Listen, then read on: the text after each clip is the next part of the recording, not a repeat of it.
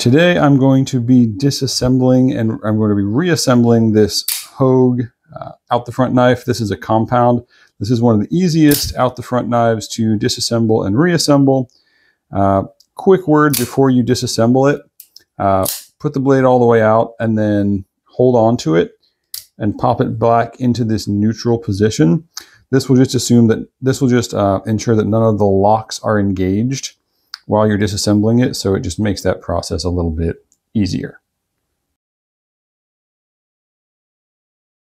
When you take the bolts out, do it, and then before you pop the side plates apart, stick it inside a plastic bag like this.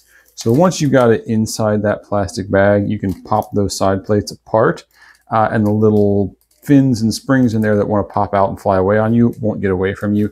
So do it like this when you pop it apart. And then I'm going to show you how to reassemble it here.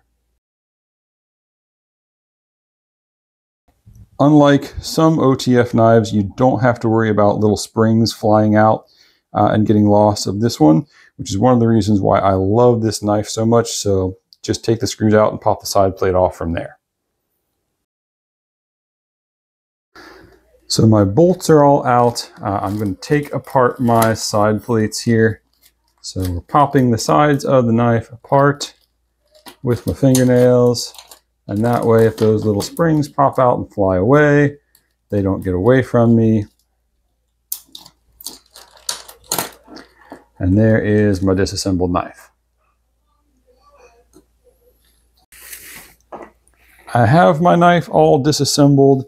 I have my knife oiled and everything, so now I'm going to put it back together. This, I'm just going to show you that Hogues are some of the easiest out the front knives to put back together because, at least on the compound, these flippers, the locking mechanisms, are captured so they don't fly apart and throw their springs everywhere. And this blade spring is symmetrical, so it's the same both ways, so you don't have to worry about putting it in the right way. So first, I'm going to slide my blade back in far enough so that the hole where the stop pin goes gets down in here, in that gap there. So you have to push this flipper down to unlock it, and then you're going to get that down in there like that. And then this is your stop pin. The narrow end is going to go down into that middle center hole. And then it pops together like that. Now you have to get the slide mechanism reassembled. So this is the part that goes up into the trigger. Your springs grab onto the top and bottom of this. So spring, pull it out, latch the little catches on the ends of there. And then this goes in between those two lock pieces. It might pop off a few times. You have to put it back on. That's okay. So there's that installed back in. You want it up high enough here so that this is pushing down on that fin right there. It has to be not in contact with this part. So it's got to be below this direction of that little flipper. Now you have to get your trigger back on. So the hole is there. You can see how it's off to one side. So the long side goes down and that little fin goes inside the flipper tab like this. Then you have to hold it in like that while you put the side plate back on so that it doesn't get in the way. So side plate goes back on. It should click into place where there are no gaps. All the little pins, posts that hold the screws have to go into their little slots. So it takes a bit of finagling to get it to all go back together.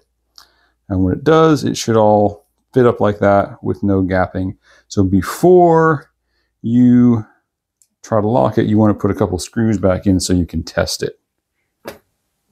Now I have that screw and this screw back in just so I can test the action and make sure everything's lined up. So I'm going to pull this blade all the way out until it clicks and see how the trigger moved up. That's what should happen.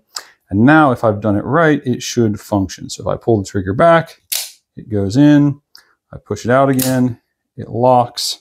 So that means everything internally is back where it should be. And now all I have to do is put the other screws back in.